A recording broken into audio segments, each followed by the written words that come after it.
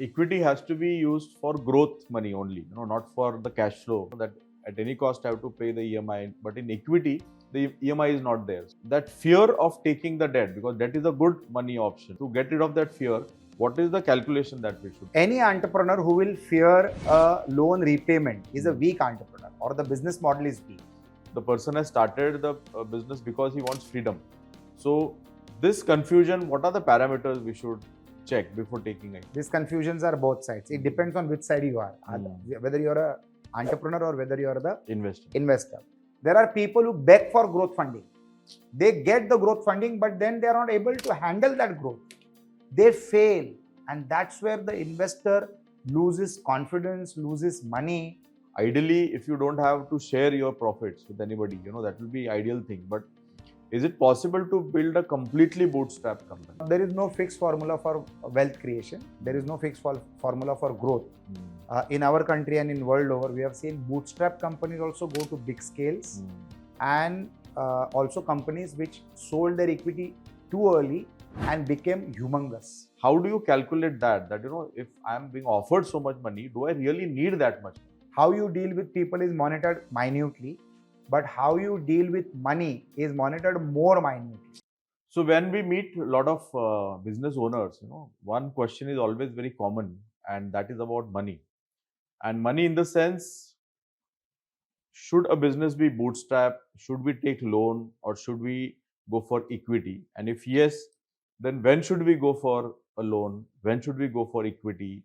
What should be the ratio? What should be the understanding? So clear confusion is always between, should I go for a loan or should I go equity, and at what stage? Equity is the most expensive currency for an entrepreneur because it is limited. It's only 100%, right? So if you give it away too early, then when you need growth funding at a later stage, you will not have the opportunity to give away your equity, because then you will get reduced to a very small percentage. Correct. At the same time, I'll also like to say that more than what quantum of equity you have, the value of that equity is very important. But still, equity is very expensive currency. Bank loan is the cheapest money. And the bank is interested only in their interest. They are not interested in your valuation or your growth or your profitability.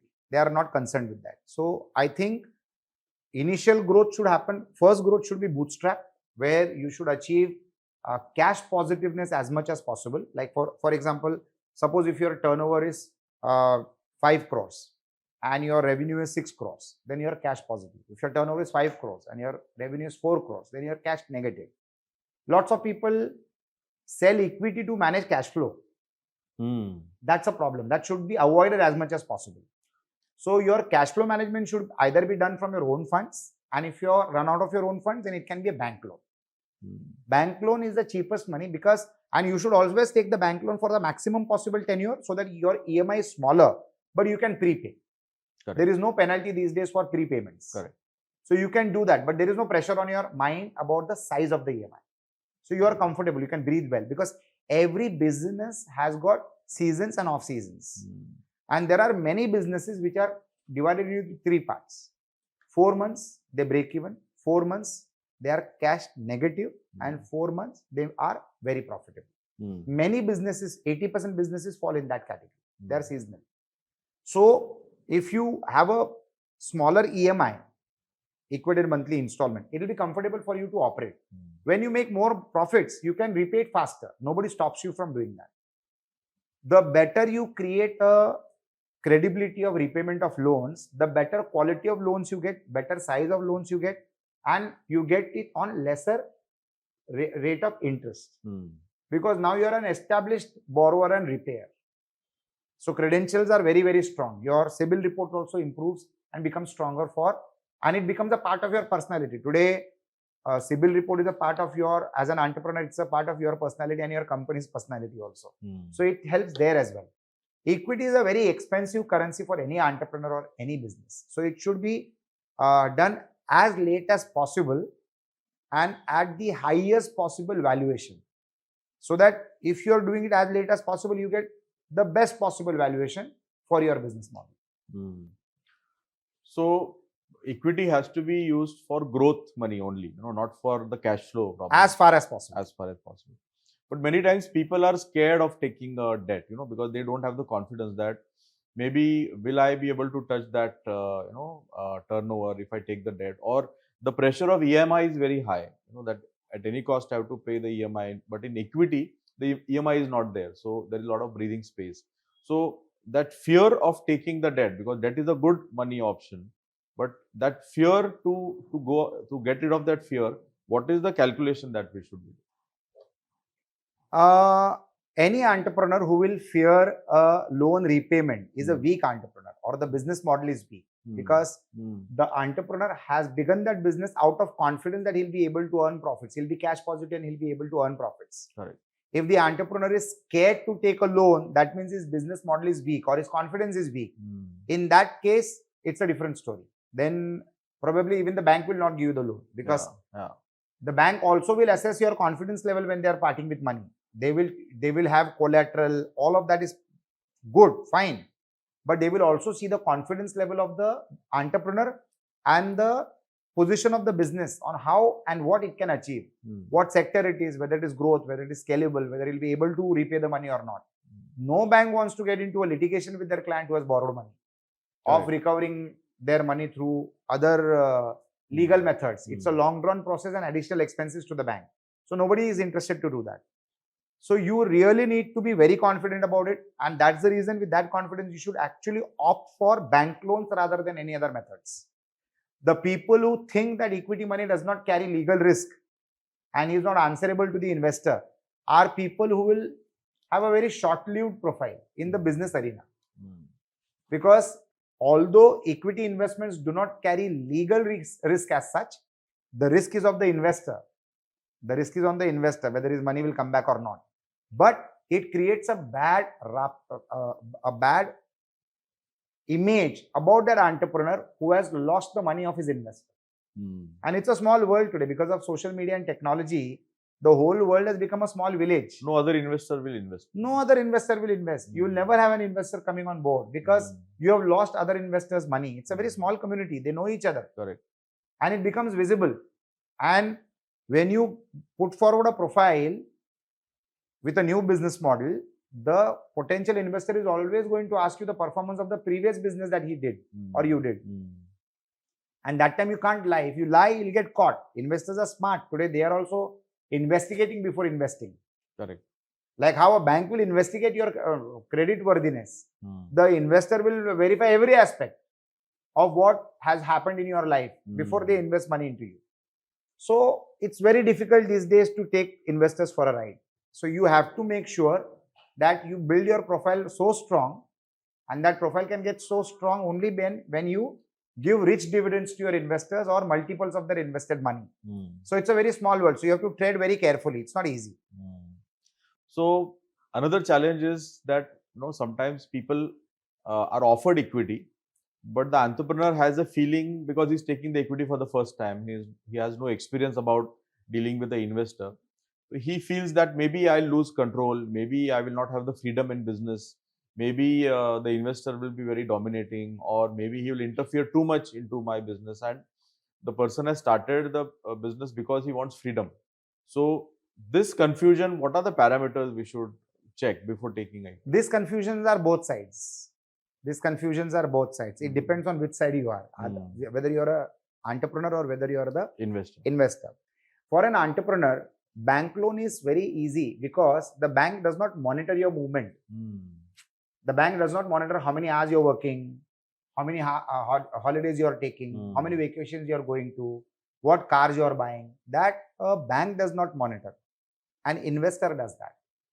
One of the major reasons why an entrepreneur becomes successful is because he is an investor who is controlling the way he operates his business.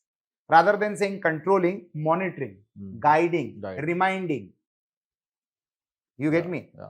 I have invested in an entrepreneur who had the same fears that you will control me, you will do this, you will do that. And that conversation got sorted and I went ahead and invested. But the problem is, when you see your invested company not working as per your expectations, then it becomes a disappointment. There are people who beg for growth funding. They get the growth funding, but then they are not able to handle that growth. They fail. And that's where the investor loses confidence, loses money, and just prays that his investment comes out with profits.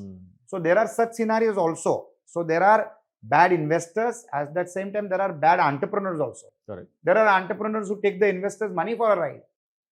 So those scenarios also happen. But speaking from the investor side, he would be lucky if he gets an investor who guides him, who mentors him, who gives him additional resources, who gives him the confidence, who gives him the backup support when required, and business grows so fast. Every successful company has investors who supported their journey beyond investment of money. Lots of people open up relationships, bring resources to the table at discounted rates, gets facilities which would have been never possible for that entrepreneur. They do that because they are invested in you, because they know if the company's value multiplies, my investment value or my investment amounts will multiply.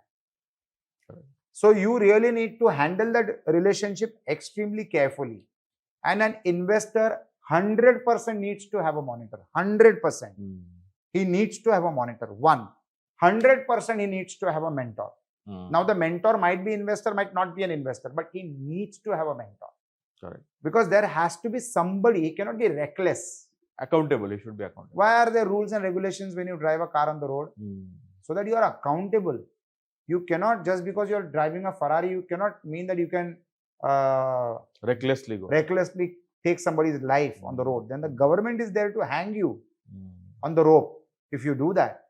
Similarly, an entrepreneur cannot be a reckless driver. There has to be somebody who monitors him, reminds him, coaches him, mentors him, and guides him to growth and glory.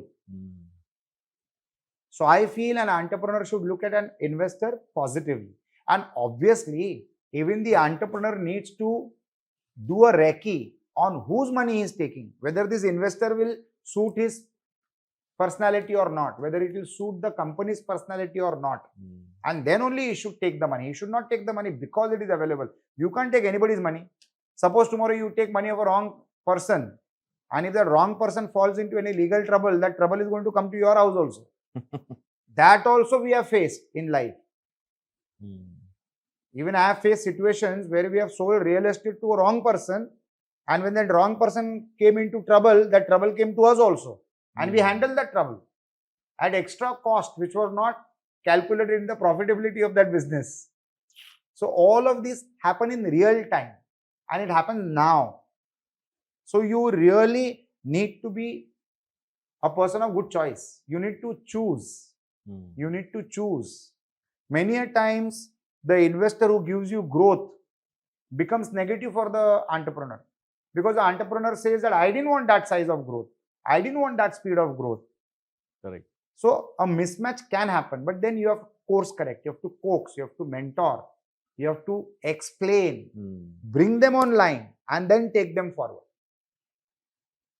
There are over-enthusiastic investors also. Like I am an over-enthusiastic investor. Sometimes I go overboard. मतलब वो entrepreneur समझो 10% growth manage कर सकता है. मैंने उसको 100% growth लाके दे दिया, and he is not able to manage it because he wanted gradual growth. I gave him abnormal growth. That also becomes a challenge at times. There are people who want 10 times of growth, but they are not getting the type of investors that they are praying for. Correct. So it's a mix and match kind of a situation and a concept. But an entrepreneur needs to get monitored and guided. That is the underlying message that I would like. I think that is why they have board of members, board of directors, and advisors. Lots of smart entrepreneurs also have board of advisors on board. Yeah. Not necessarily that an advisor is a investor. A growth mindset entrepreneur will always take advice from multiple people. That is where learning happens. Because those advisors have seen more life than you, more people than you, managed more money than you, and operated in more markets than you have operated. Correct. So that becomes so valuable. There are advisors who get paid. There are advisors who are free advisors. There are advisors who are also investors. Investor is the best advisor because He is an interested party, so he will not make a wrong advice. Some people get sweat equity also. Some people get sweat equity also in advisory. Yeah. That's called as advisory equity. Yeah. All that is important. Any board who has advisors on board, for me, how do I qualify an entrepreneur to be invested into? If I see he has an advisory board, I know this entrepreneur has a growth mindset. He moves around with the advices of people. It is better to bet money on such an entrepreneur. It's a positive point. And you need to be proud about your advisors. Nothing wrong in that. Correct. There are companies and entrepreneurs who showcase who their advisors are. And that gives them better business, better investments, better valuation. It brings all of that also. So whenever I look at an entrepreneur, I ask him, who is on the cap table? Cap table means who are the people who have invested in your company. Now, if there are big names on that cap table, it motivates the investor to invest money into that company or that business. Because the names which are there on the cap table are people who must have invested after deep study. They will not do random investments. They will not do emotional investments. They will do random, they will do deep study. They have advisors and consultants who guide them, and only then they will invest. So all these things matter a lot. Smart entrepreneurs also intentionally sell their equity at undervalued rates so that those good names can come on the platform and improve the valuation. And it is also used as a sales pitch to the potential customers. Correct. So you can multi-leverage the involvement of an investor in your business. And that dramatically helps. But what is the ideal way of doing a business? Is it completely bootstrapped or is it equity? Because ideally, if you don't have to share your profits with anybody, that will be ideal thing. But is it possible to build a completely bootstrap company? There is no fixed formula for wealth creation. There is no fixed formula for growth. In our country and in world over, we have seen bootstrap companies also go to big scales, and also companies which sold their equity too early and became humongous, became large. Bootstrap means no dilution. Bootstrap means 100% equity is always owned by the promoter, the founder. Like for example, Zerodha. They are worth billions of dollars. You get me? It is said that when there is high tide, the tide takes all the ships high. It is not the effort of the ship. Correct. It is the strength of the wave which has taken you high. Many companies are born at the right time. And when you are born at the right time, the tide takes you up. Correct. You just have to perform well. You can't commit a mistake even by mistake. So there are a lot of companies like that. There are bootstrap companies like Zerodha who have made so much money that forget about they getting investors on board. They have become investors to hundreds of companies. Yeah. Hundreds and hundreds of companies. They are just investing left, right, and center, even casually. Now I heard that they've got a very strong, powerful mitigating team which will study, do deep analysis, and then they decide to invest. But they have invested in hundreds of companies. At the same time, you take the other example of Zomato. Dipinder Goyal took investments at a very early stage, diluted his stakes, and created what is today worth again billions of dollars. Correct. He is one of the early investors. He is worth 40,000 crores. His equity stake valuation is 30-40,000 crores. Wow. Because he invested at a very early stage, very, very early stage. The same investor has also lost a lot of money, hundreds of crores in other invested companies also. There are both examples. But then this one correct decision has washed off all the other mistakes that he has made. Because the quantum of the growth has been so huge that 5% of that growth would have handled all the mistakes that he has created in his investor's life journey. So there is no fixed formula. You really need to, it depends on business to business, entrepreneur to entrepreneur, but you can be bootstrapped as long as possible. Internationally, in developed countries, there are so many family-owned businesses where fourth generation is continuing business, 100% equity in the house, Lawrence and Mayo. Third generation, fourth generation. Now, bootstrap. They don't have investors. They don't believe in getting investors on board. Like, you know him, I know him very, very well. Correct. Very strong brand, very strong company, very old company, more than 115 years old. So it's all depends on the business model and the entrepreneur who takes the decision. So sometimes, some entrepreneurs don't get the investment, and the people who get the investment get a lot of investment. So the investor, also gets excited about the startup or the business owner. But the business owner does not know where to stop now, because he's been offered so much of money, how much to take and how much to, where to say no, why to say no, how to deploy that money. So how do you calculate that, if I'm being offered so much money, do I really need that much money? You really need to calculate it well, because when you deal with people, your character is getting formed in the minds of people. How you deal with people is monitored minutely, but how you deal with money is monitored more minutely. If you splurge the investors' money, then a negative characteristic is being built about you in their minds, in the minds of the market.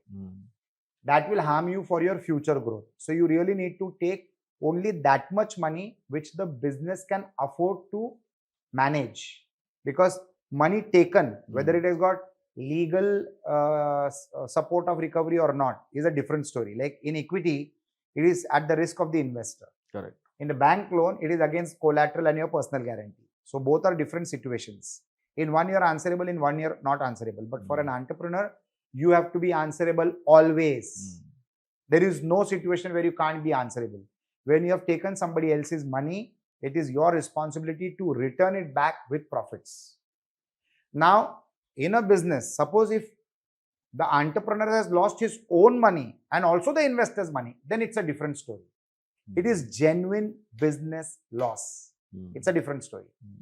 But if you have lost money because of bad decision that you have taken, then you are never going to get money again.